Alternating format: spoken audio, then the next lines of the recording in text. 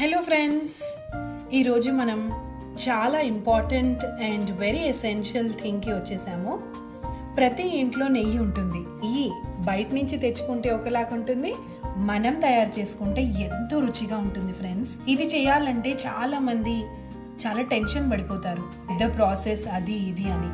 లేదండి, చాలా ఈజీగా ఎంతో స్వచ్ఛమైన నెయ్యిని ఇంట్లోనే ఎలా తయారు చేసుకోవాలో చూసేద్దాము.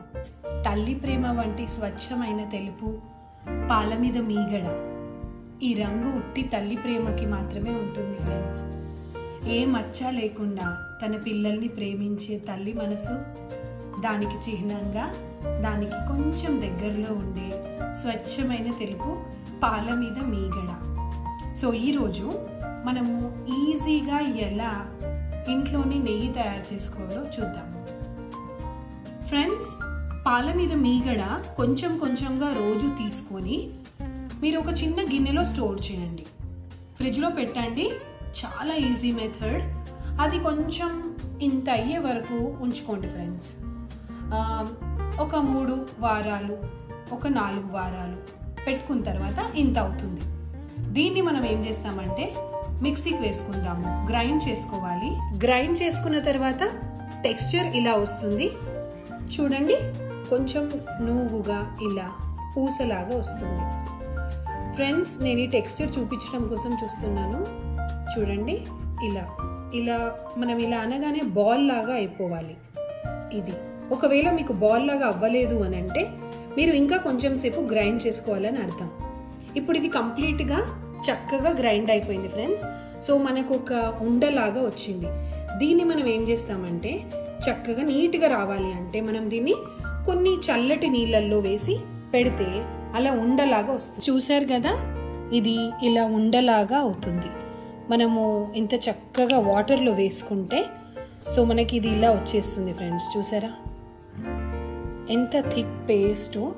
సో ఇది సో ఇలా మనకి ఒక బాల్ లాగా వచ్చిన తర్వాత దీన్ని స్టవ్ మీద పెట్టుకోండి ఫ్రెండ్స్. మందంగా ఉన్న గిన్నెలోకి తీసుకోండి. తర్వాత దాన్ని మనం డైరెక్ట్గా వేడి చేసుకోవచ్చు ఫ్రెండ్స్. ఇలా మరుగుతూ ఉంటుంది, స్లోలో పెట్టండి. చాలా సిమ్ మీద పెట్టారనుకోండి అప్పుడు మీకు ఇలా ఫ్రాత్ వచ్చి ఫస్ట్ నొరగా వచ్చి మెల్లిగా కరుగుతూ ఉంటుంది ఫ్రెండ్స్. ఇలా మధ్య మధ్యలో కలుపుతూ ఉండాలి, బికాస్ కింద కొంచెం అడుగంటుతుందండి లేకపోతే.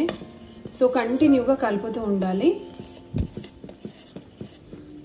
సో ఫ్లేమ్ కొంచెం స్లో చేసుకుంటూ మధ్య మధ్యలో ఈ ఫ్రాత్ని చూసుకుంటూ, బికాజ్ ఒకటేసారి నురుగు వచ్చేస్తుందండి. సో ఇలా ఇలా చేసుకుంటూ ఉంటే మీకు సో కొంచెం బాగుంటుంది. అండ్ ఇది రాదు, ఎల్లో కలర్గా వస్తుంది చూడండి, ఎల్లో. ఎస్, ఇది యాక్చువల్ కలర్.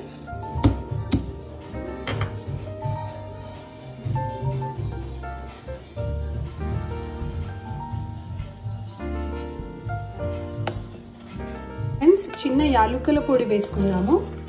సో 2 యాలుకలు అలా దంచేసి కచ్చపచ్చగా సో ఇందులో వేసేస్తే మంచి స్మెల్ వస్తుంది ఫ్రెండ్స్.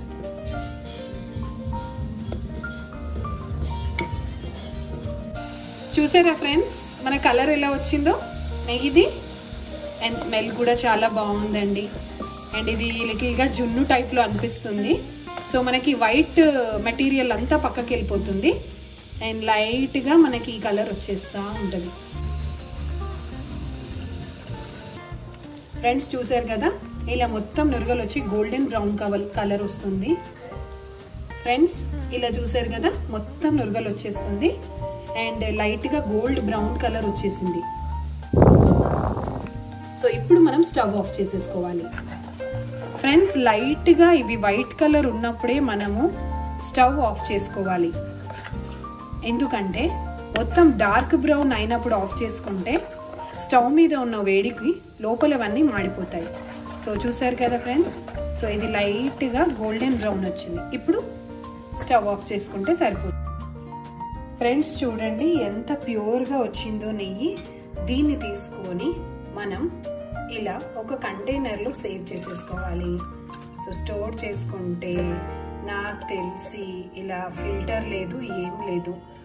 ఇంక ఇక్కడ మిగిలిపోయింది ఏంటంటే దీన్ని గోదావరి అంటారండి.